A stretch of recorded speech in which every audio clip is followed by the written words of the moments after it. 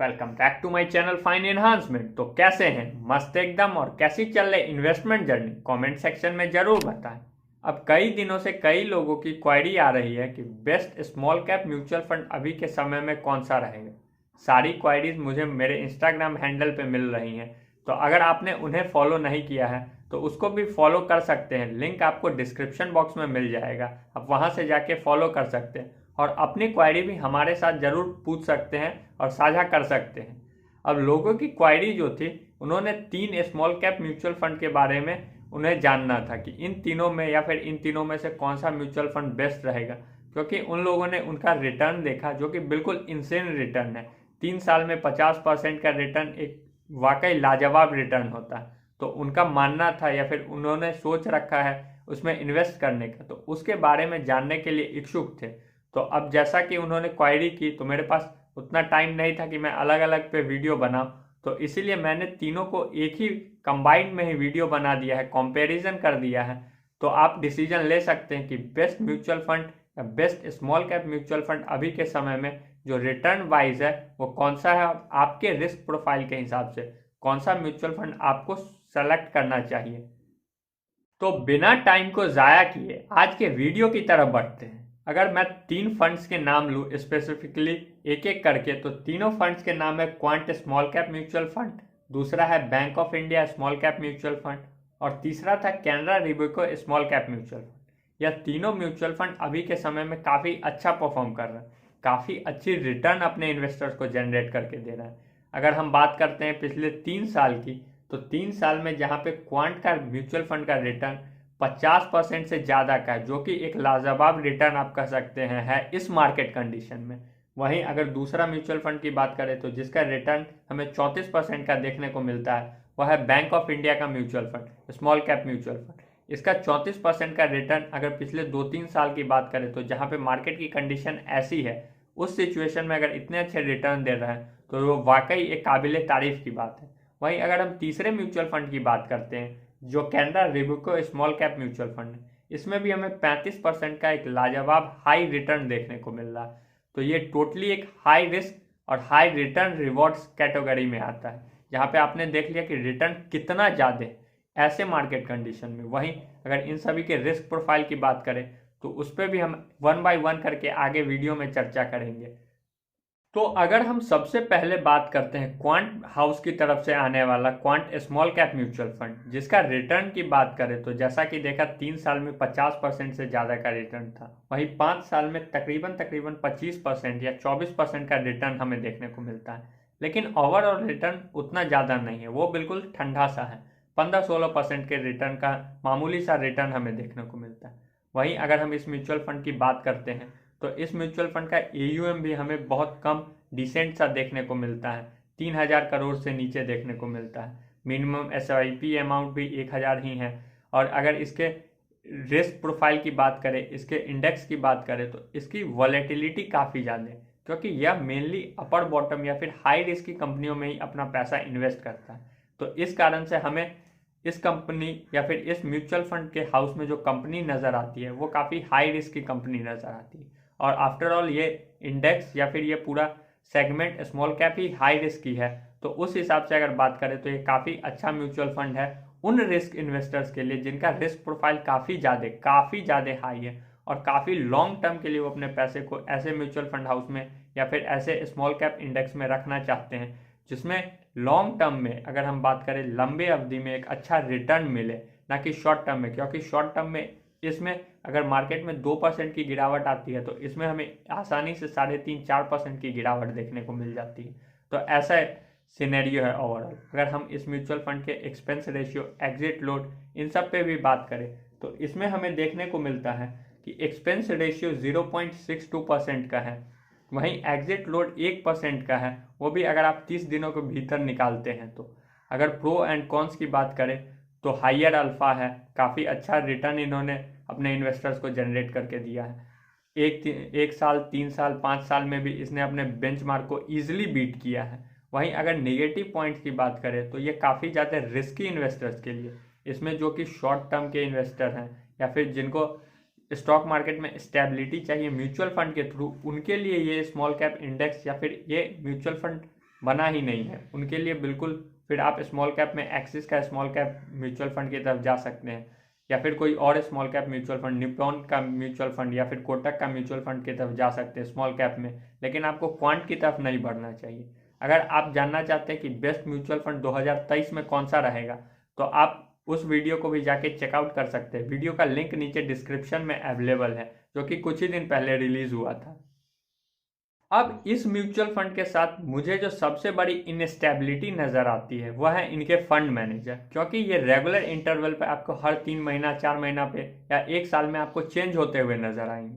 अगर मैंने, जैसा कि मैं कुछ दिन पहले इनके फंड मैनेजर हाउस पे देखा था, तो वो कोई और थे, अभी चेंज होके कुछ और नए 2-3 नाम ऐड हो गए हैं। अगर आप जानना चाहते हैं तो संजीव शर्मा, विजय सहगल, अंकित पांडे, ये सब नए नए फंड मैनेजर्स आए हैं जो कि पिछले 2-3 साल से इस फंड को मैनेज कर रहे हैं। या फिर वैसल जी तो अभी कुछ समय से ही इस म्यूचुअल फंड को मैनेज कर रहे हैं। तो ये काफ़ी ज़्यादा इनस्टेबल बात है अगर किसी म्यूचुअल फंड हाउस की तरफ हम देखते हैं तो, क्योंकि अगर फंड मैनेजर ही उस म्यूचुअल फंड को आगे बढ़ाने के लिए रिस्पॉन्सिबल होता है, क्योंकि आप पैसे फंड मैनेजर को दे रहे होते हैं, ना कि आप खुद उसके थ्रू इन्वेस्ट करते रहते हैं। तो ये काफ़ी एक बड़ी बात हो जाती है, क्योंकि एक स्टेबल फंड मैनेजर ही आपको लॉन्ग टर्म में एक अच्छा रिटर्न जनरेट कर सकता है। क्योंकि अभी 3 साल से तो ये है, तो इन्होंने अच्छा रिटर्न जनरेट कर दिया। अब मान लीजिए इनको कोई रिप्लेस करके आता है, तो पूरा फिर रिटर्न का सिनेरियो चेंज हो जाएगा, उनका पॉइंट ऑफ थिंकिंग कुछ अलग रहेगा।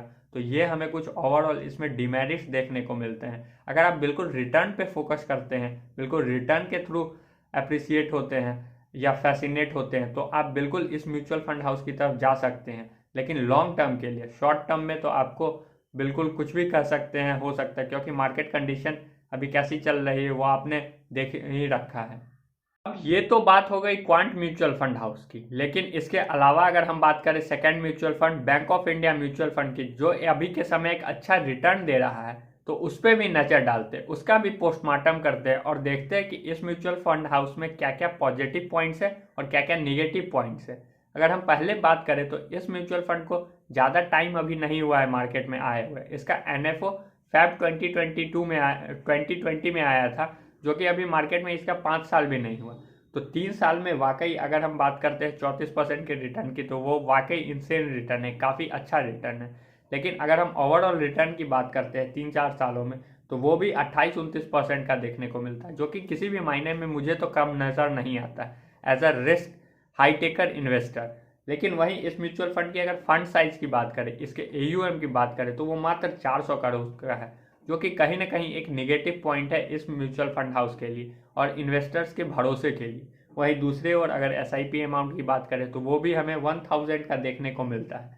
लेकिन इसके अलावा अगर बात करते हैं कि इसकी होल्डिंग्स में क्या है, तो 65 कंपनियां इसके होल्डिंग्स में, जो कि काफ़ी अच्छी बात है। एक स्टेबिलिटी इस म्यूचुअल फंड को एक अच्छा मिल जाता है। अगर इस म्यूचुअल फंड के अगर हम एक्सपेंस रेशियो और एग्जिट लोड पे बात करें, तो वो हमें काफ़ी मिनिमल सा देखने को मिलता है 0.62% का, जो कि काफ़ी कम है और काफ़ी अच्छा भी है, क्योंकि यही आपको स्मॉल कैप में एक वो देखने को मिलता है कि स्टेबल एक्सपेंस रेशियो है। वहीं एग्जिट लोड की बात करें तो वो 1% का है। अगर आप 365 दिन या 1 साल के अंदर रिडीम करते हैं, तो आपको 1% का एग्जिट लोड पे करना पड़ेगा। लेकिन जो सबसे बड़ी बात है फंड मैनेजर, क्योंकि कोई भी इन्वेस्टर फंड मैनेजर के ऊपर रिस्क लेता है। तो अगर हम बात करें कि फंड मैनेजर कितना स्टेबल है इस म्यूचुअल फंड का, तो इस म्यूचुअल फंड के जो फंड मैनेजर है वो अप्रैल 2022 से इस म्यूचुअल फंड को मैनेज कर रहे हैं, जो कि कहीं ना कहीं ब्लो हॉट ब्लो कोल्ड वाला बात है कि हाँ, कोई पहले शुरू में कोई और था, फिर अभी कोई और है। तो एज अ इन्वेस्टर आपको ये समझना है कि आपको इतनी इनस्टेबिलिटी पसंद है कि कोई एक फंड मैनेजर आपको लेके चले, या फिर कोई अलग हर 6 महीना पे फंड मैनेजर बदल रहा है, हर 2 साल पे फंड मैनेजर चेंज हो रहा है, ऐसे आपको चलना है। तो आप अपने हिसाब से, अपने माइंडसेट के हिसाब से ये डिसीजन ले सकते हैं। ओवरऑल अगर बात करें तो ये भी उन्हीं रिस्क इन्वेस्टर्स के लिए जो कि काफ़ी हाई रिस्क हाई रिटर्न में बिलीव करते हैं कि कुछ हुआ तो ठीक है, नहीं तो चल रहा है। अगर अदरवाइज आप चेंज भी कर सकते हैं, स्विच भी कर सकते हैं दूसरे म्यूचुअल फंड की तरफ, या फिर दूसरे म्यूचुअल फंड हाउस की तरफ, दूसरे स्मॉल कैप म्यूचुअल फंड की तरफ, जहाँ स्टेबिलिटी ज़्यादा है इनके कंपेयर में, जैसे कोटक हो गया, एक्सिस हो गया, निपॉन हो गया। हाँ, इन सब में थोड़ा रिस्क कम है, रिटर्न भी कम है। अब अगर हम लोग तीसरे म्यूचुअल फंड की तरफ बढ़ते हैं, जिसका नाम है Canara Robeco small cap mutual fund, तो इस म्यूचुअल फंड को भी मार्केट में लिस्ट हुए ज़्यादा समय नहीं हुआ। यह म्यूचुअल फंड भी 2020 से ही मार्केट में अवेलेबल है। 2020 फेब में ही इनका NFO आया था और तब से ये स्टॉक मार्केट में। अगर इसके भी रिटर्न की बात करें तो 3 साल में आपने देख ही लिया कि 34-35% के एक ह्यूज रिटर्न थे। वहीं अगर हम बात करते हैं कि ओवरऑल रिटर्न की, तो वहाँ पे भी हमें 27% का एक काफ़ी अच्छा रिटर्न देखने को मिलता है, क्योंकि 3-4 साल में एक काफ़ी अच्छा नंबर है एज अ इन्वेस्टर अगर आप रिटर्न पॉइंट ऑफ व्यू से इन्वेस्ट करते हैं। वहीं अगर हम दूसरे कंडीशन पे चले इसके AUM पे, तो बाकी दोनों के मुकाबले इसका AUM भी हमें काफ़ी ज़्यादा देखने को मिलता है। जहाँ 400 करोड़ 3000 करोड़ थे, वहाँ इसका AUM हमें 4500 करोड़ का देखने को मिलता है, 45,000 करोड़ का देखने को मिलता है। वहीं अगर हम बात करते हैं मिनिमम SIP अमाउंट की, तो वो भी 1000 रुपीज़ से है। तो इन सब के बारे में हमें ज़्यादा नहीं सोचना है। लेकिन हाँ, एक्सपेंस रेशियो, एग्जिट लोड, इस पर अगर हम नज़र डालते हैं, तो अगर हम एक्सपेंस रेशियो पे नज़र डालें तो 0.41% का हमें एक्सपेंस रेशियो देखने को मिलता है और एग्जिट लोड 1% का है अगर आप 1 साल के अंदर रिडीम करते हैं। लेकिन मुझे जो इस फंड में सबसे अच्छी बात लगी कि इस फंड के फंड मैनेजर जो कि काफ़ी अच्छी स्टेबिलिटी इस फंड को प्रदान कर रहे हैं, 2019 से इस म्यूचुअल फंड को मैनेज कर रहे हैं, क्योंकि ये इस म्यूचुअल फंड के साथ तब से जुड़े हुए हैं। हालांकि NFO इसका बाद में आया था, लेकिन ये इस म्यूचुअल फंड के साथ उससे पहले से जुड़े हुए हैं। इसके ऑब्जेक्टिव पे, इसके इन्वेस्टमेंट स्ट्रैटेजी पे, सब पे ध्यान दे रहे हैं और इस कारण से भी हमें इसके AUM में इतना ज़्यादा ग्रोथ देखने को मिल रहा है बाकी म्यूचुअल फंड के कंपैरिजन में। वहीं अगर हम इसकी होल्डिंग्स पे बात करें तो 76 कंपनी इस म्यूचुअल फंड के होल्डिंग्स में है, जो कि काफ़ी अच्छी बात है। काफ़ी अच्छी डाइवर्सिफिकेशन है म्यूचुअल फंड के होल्डिंग्स में। तो इन सब कारणों से भी इस म्यूचुअल फंड में एज अ इन्वेस्टर आप इन्वेस्ट करने के बारे में सोच सकते हैं, क्योंकि स्टेबिलिटी भी कहीं ना कहीं हमें नज़र आ रही है और कहीं ना कहीं रिस्क के साथ रिटर्न भी हमें अच्छा देखने को मिल रहा। बाकी दोनों में थोड़ा ज़्यादा रिस्क था, हालांकि रिटर्न भी ज़्यादा था, लेकिन यहाँ पे कम रिस्क के साथ अच्छे रिटर्न देखने को मिल रहे हैं। तो इस पर हमें अच्छे तरीके से रिसर्च करना चाहिए, इस पर हमें देखना चाहिए और इस म्यूचुअल फंड को अगर हम इन्वेस्टमेंट करना चाहते हैं तो हमें ट्रैक करते रहना चाहिए। म्यूचुअल फंड में तो आपको NAV पे ध्यान देना है कि NAV अभी कितना चल रहा है। तो जब भी मार्केट में गिरावट हो तो आप इसके ऊपर विचार कर सकते हैं और देख सकते हैं कि हाँ, इसमें अभी कौन सा म्यूचुअल फंड या फिर कौन सा म्यूचुअल फंड मुझे अपने पोर्टफोलियो में इन कराने हैं और क्या रिटर्न सिनेरियो है। तो इन सबको देख के आपको इन्वेस्टमेंट करने के बारे में सोचना चाहिए। अगर मैं बात करूँ कि कैसे रिस्क इन्वेस्टर को इन तीनों म्यूचुअल फंड में इन्वेस्ट करना चाहिए, तो जो काफ़ी हाई रिस्क और हाई रिटर्न में बिलीव रख रहा है, जो चाह रहा है कि मेरा रिस्क प्रोफाइल काफ़ी हाई हो, मैं काफ़ी ज़्यादा रिस्क ले सकता हूँ और उस हिसाब से वो रिटर्न चाहते, तो आप इजीली क्वांट के म्यूचुअल फंड हाउस के साथ जा सकते हैं और क्वांट स्मॉल कैप फंड को सेलेक्ट कर सकते हैं। वहीं जो कि कम रिस्क और अच्छे रिटर्न की तरफ सोच रहे हैं, क्योंकि कम रिस्क में एक अच्छा रिटर्न चाहते हैं, तो उनके लिए Canara Robeco small cap fund एक काफ़ी अच्छा फंड साबित हो सकता है, क्योंकि ये फंड काफ़ी अच्छा रिटर्न अभी इन्वेस्टर को बना के दे रहा है और वही अच्छे रिटर्न के कारण इन्वेस्टर अभी आप इस फंड में इन्वेस्ट कर रहे हैं और इस फंड की तरफ जाते हुए दिख रहे हैं। हालांकि इस फंड में मुझे कोई ऐसी डाउनसाइड नहीं देख रही है कि जिसके लिए मैं मना करूं कि हाँ, इस फंड में आप नहीं जा सकते हैं। हाँ, थोड़ा सा अगर हम बात करें तो ये कुछ नया है फंड है, लेकिन आपने इसके रिटर्न को देख लिया तो आप इस पर बिलीव कर सकते हैं।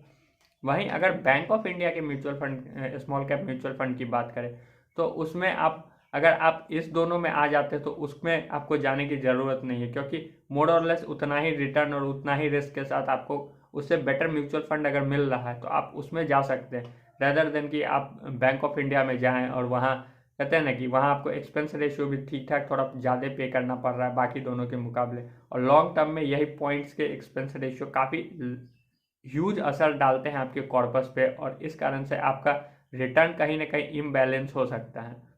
अब आप कमेंट सेक्शन में बता सकते हैं कि आपके पोर्टफोलियो में इन तीनों म्यूचुअल फंड में से कौन सा म्यूचुअल फंड है, या फिर आप कौन सा म्यूचुअल फंड लेने के बारे में सोच रहे हैं, या फिर किसी और भी म्यूचुअल फंड से रिलेटेड कोई क्वेरी हो तो आप कमेंट बॉक्स या फिर इंस्टाग्राम में कहीं भी पूछ सकते हैं। आपकी क्वेरी की जरूर आंसर किए जाएंगे। और वीडियो पसंद आया तो वीडियो को लाइक करके, अगर चैनल पर पहली बार आए हैं तो चैनल को सब्सक्राइब कर दें। धन्यवाद, मिलते हैं कल कुछ नए वीडियो के साथ।